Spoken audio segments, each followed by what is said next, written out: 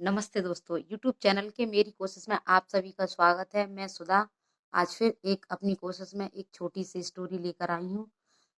अगर आपको ये स्टोरी पसंद आए तो लाइक ज़रूर करें। तो मैं आज जो स्टोरी आज सुनाने वाली हूँ वो एक 5-6 साल के लड़के की है जो गरीब होता है, लेकिन आप उसकी ममता को समझें तो आपको ये कहानी ज़रूर पसंद आएगी। तो चलिए शुरू करते हैं।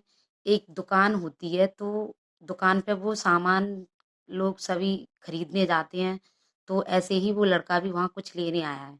अब वो जो कैशियर होता है, यानी कि जो पैसे लेता है, वहाँ पर वो खड़ा है और वो पैसे, एक गुड़िया उसने पकड़ रखी है, गुड़िया हाथ में जकड़ रखी है, और वो जो पैसे लेते हैं दुकान वाले उससे कह रहा है कि प्लीज़ मुझे ये गुड़िया दे दीजिए, मैं पूरे पैसे लेके आया हूँ। तो जो पैसे जो गिन रहा है वो कह रहा है कैशियर कि नहीं, आपके पास पूरे पैसे नहीं है तो आप ये गुड़िया नहीं ले जा सकते।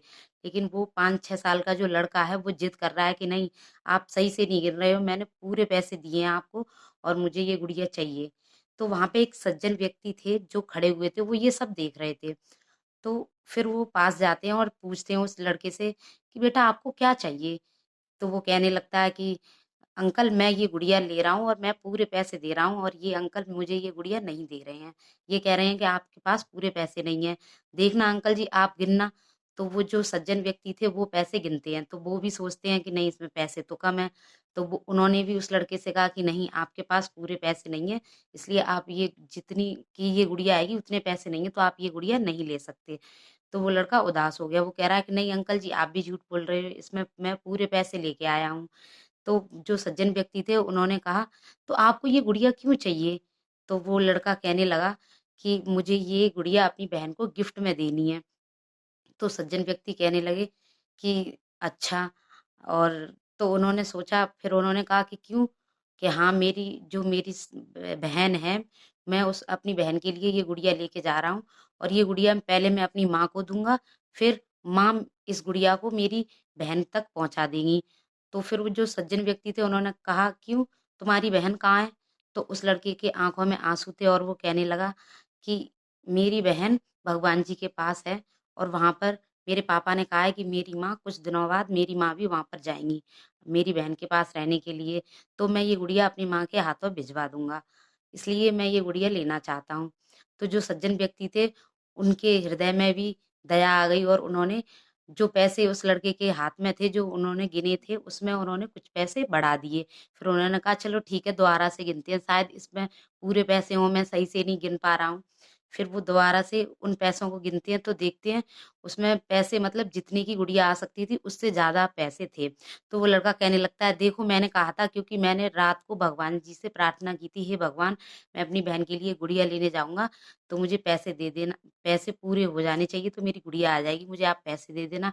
लेकिन ये कह रहे हैं अंकल के पूरे पैसे नहीं हैं और अब तो इसमें ज़्यादा भी पैसे हैं। तो मैं जो इसमें ज़्यादा पैसे हैं, ये इन पैसों से मैं अपनी माँ के लिए सफ़ेद गुलाब का फूल लेना चाहता हूँ। तो वो सज्जन व्यक्ति थे, वो कहने लगे क्यों? कि मेरी माँ को ना गुलाब का, सफ़ेद गुलाब का फूल बहुत पसंद है। तो वो सज्जन व्यक्ति फिर एक विचार करने लगे, एक बार उन्होंने अखबार में पढ़ा था कि उसमें मतलब एक एक्सीडेंट हो जाता है कार में, एक लेडी का और एक बच्ची का। तो वो सोचने लगे वो बच्ची वहीं ख़त्म हो जाती है और जो ट्रक चला रहा था आदमी, वो फ़ोन पे भी बात कर रहा था और उसने शराब भी पी रखी थी। तो जब वो उन्होंने ये अखबार वाली बात जब उनको याद आई तो उन्होंने सोचा हो सकता है ये वही वही लड़की हो, वही औरत हो। फिर उन्होंने कहा नहीं ऐसा नहीं हो सकता। फिर वो अपने घर चले गए और वो लड़का गुड़िया लेके चला गया।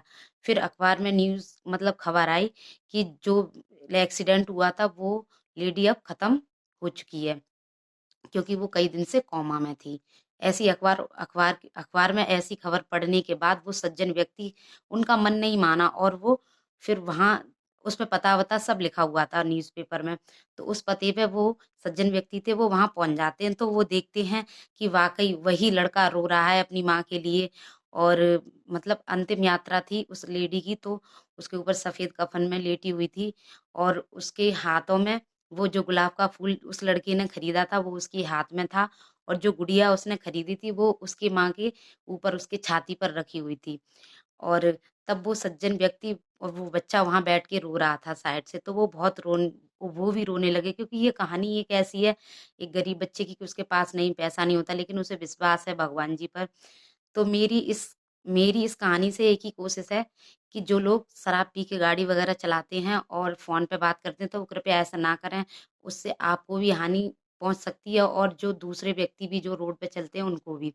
तो मेरी बस यही कोशिश है कि आप लोग ऐसा ना करें और अच्छे से गाड़ी चलाएँ और खुद का भी ख़्याल रखें और दूसरों का। तो थैंक यू, धन्यवाद।